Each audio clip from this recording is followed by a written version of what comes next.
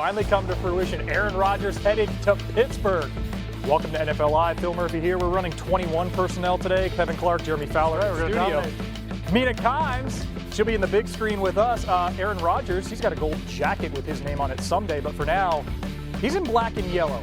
Let's dive into it. Last season, QBR, not kind to Rodgers. He ranked 25th. Total QBR 48th. He also ranked 28th in yards per attempt. That downfall did predate his torn Achilles. You see 2022, last year with the Packers, he was 26th in QBR, but that was after leading the league, not just 2021 on screen, 2020 as well. He won MVP both of those years. Jeremy, we now know Rodgers is a Steeler. How did we finally get to this point? Constant communication. Mike Tomlin, OC Arthur Smith, talking up with Rodgers the last few weeks to make sure everybody was comfortable, meaningful conversations. And then I was told Thursday morning inside the Steelers building is when this really started to intensify. And actually some relief set in because everybody there, everybody involved felt that this was going to happen. They expected it, but they never really got an affirmative yes until that point. And so that's when the ball got rolling. And now everybody's excited. You know, they gave Rodgers time too with the personal matter he had. I was told that that was big for them to just try to be patient through this process.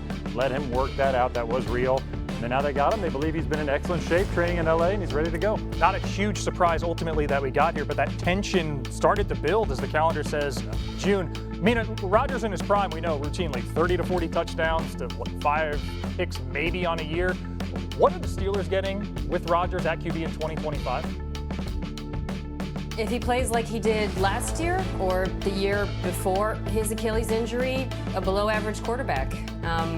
You know, watching him with the Jets, it wasn't helped by the offensive line and the lack of an efficient run game, but you really saw some of the flaws I think you saw prior to his exit from Green Bay. And the one thing that jumped out to me, he still has arm strength. He can still make throws down the field, outside the numbers. Quick game, he's still accurate.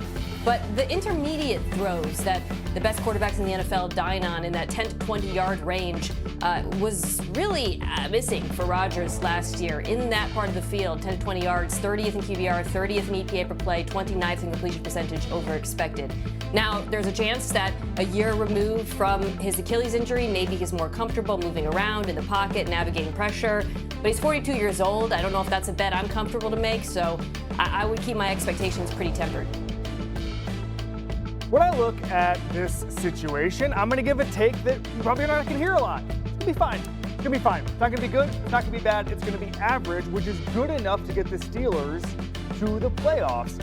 When I think about Aaron Rodgers right now in his early 40s, I think about a guy who can't move, but what can he do? He can be really good pre-snap and he can throw the deep ball. That's two pretty good things. You add that with DK Metcalf and you got something cooking. But when I think about this offense, I need to see a merging between Arthur Smith's idea of offense and Aaron Rodgers. With Matt LaFleur and the MVP era, which I would call maybe 2019 to 2021, it was Rodgers getting his back to the defense, play action, understanding there were other ideas in offense. There were not just Aaron Rodgers and Nate Hackett and Mike McCarthy. So I want to see him buy into Arthur Smith. I want to see him play action. That's the kind of thing that can get Rodgers to be the 14th, 15th best quarterback in the NFL, and that's playoffs in Pittsburgh. Yeah, I don't know if I feel like loosely with the football at times when we talk about Aaron Rodgers buying into a new offense because I just don't believe it, right? He's going to run the Aaron Rodgers offense. Quarterbacks don't get more accepting of change, usually older in their careers. And it is a little bit of a strange fit, Kevin. I mean, last year, Arthur Smith, that offense ran the 5th most under center snaps in football. Rodgers prefers to be in the gun. You saw that bottom 10 rate in New York. I don't know what this marriage looks like, but I do know this. They have to have a strong run game for any of this to work, and that is something that the Steelers have invested in. So that would probably be my biggest case for optimism, that we see a better Rodgers than we did last year with the Jets. If they can run the football better, then maybe he'll be in better down a distance. A couple of years ago, I talked to Rodgers about how he basically invented that new offense with Matt LaFleur that won him an MVP, and a lot of it was blind throws. And who did he study when he was looking at blind throws? Ryan Tannehill and Arthur Smith. That was the buy-in. That was how he understood how to hang in the pocket and trust that offense. And so I wonder if he goes back to that a little bit, looks at that Tannehill tape from that year where Tannehill was one of the best quarterbacks in football, if you guys remember, borrow from that. If I'm Arthur Smith, I clip out that article I wrote a couple years ago and put it in his locker and say, look, you watched me. You watched me. Hey, fine, It's going to be fine. Fine would be an upgrade for the Pittsburgh Yes. at the end of last season. Steelers 14.2 points per game in their last 5. Speaking of, that's now 5 different QBs to start week 1 for the Steelers in the last 5 years. Hey, the Colts had a longer run than that post Andrew Luck. Now Indy's going to be without QB Anthony Richardson for the immediate future, as the 23-year-old aggravated the right shoulder joint he injured back in 2023. Head coach Shane Steichen on Thursday gave this update on his QB.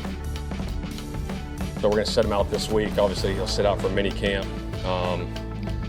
We'll see when he comes back. Not going to put a timetable for training camp on it, but when he does come back, we'll ease him into throwing, and then we'll go from there. The good thing is he's not going to need a procedure right now. Obviously, look, it's frustrating, but I think at the same time, in life and anything, you go through these obstacles and these ups and downs, and you got to fight through them. That's part of life. And like I said, he's in good spirits right now, so we'll work through it.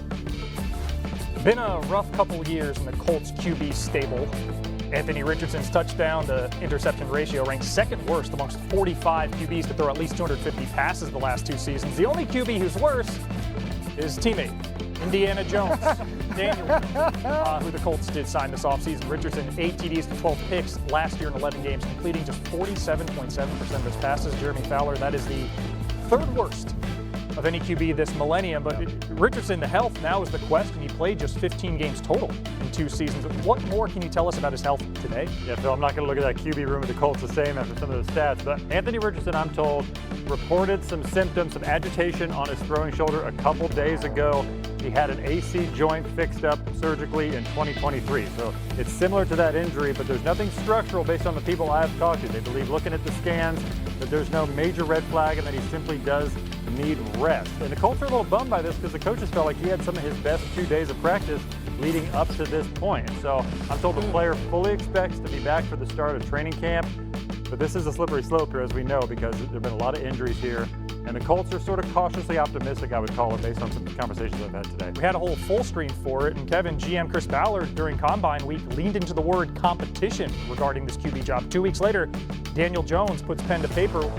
Are we trending toward Jones being the starter, the QB1 in Indy? Yeah. You don't give Daniel Jones $14 million unless he's in a competition, all right? That's just the way quarterback salaries work in this league. He has thrown, Anthony Richardson, 348 passes in the NFL. In his first 2 years, that is the 2nd lowest of any top 10 pick in the last 20 years. Trey Lance is the only player with less pass attempts. Okay, it was drafted in the top 10. Jake Locker had a few more than Anthony Richardson. That's the area of the pool that Anthony Richardson is in right now.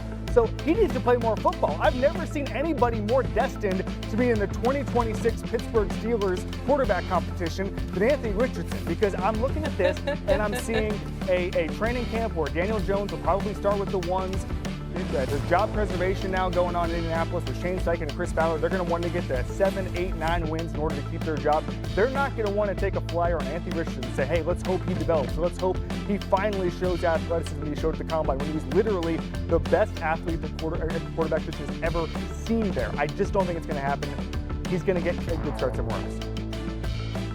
Yeah, this is really bad news for him, because I think for Anthony Richardson, this summer wasn't just about winning the competition, say, in the preseason. It was about winning the competition in the offseason as well. This is a summer-long competition. He had to show he is taking this seriously. He is coming in and willing to be the leader of this football team, and this injury just sets him back. It changes the timeline yet again. And as Kevin accurately said, he needs reps in every sense of the word. I do think this appears to be trending towards Daniel Jones being the starting quarterback. And I think that they can build an efficient offense around him. I really do. I would borrow from a lot of what Brian Dable did in 2022. Heavy designed quarterback run game, a lot of zone reads, and that, which of course Shane Steichen knows how to do as well at a high level. RPOs, short passes. I think that was something, with Richardson, they had one of the highest, definitely the highest average depth of target in football. You make the passing game more efficient. It's less explosive. You're not going to have some of the high-end throws, but you can call a functional offense, which I imagine is what Shane Steichen wants. Yeah, a quick note on why this quarterback battle could fascinate if it does happen. I was told Daniel Jones signed with the Colts. It wasn't really money. He felt that was the best chance for him to start. Meanwhile, Richardson took the message that, hey, look, I don't care if Joe Montana's competing with me. I'm going to compete against whoever, I'm going to beat him out. In fact, he threw a lot this offseason because he was trying to get ready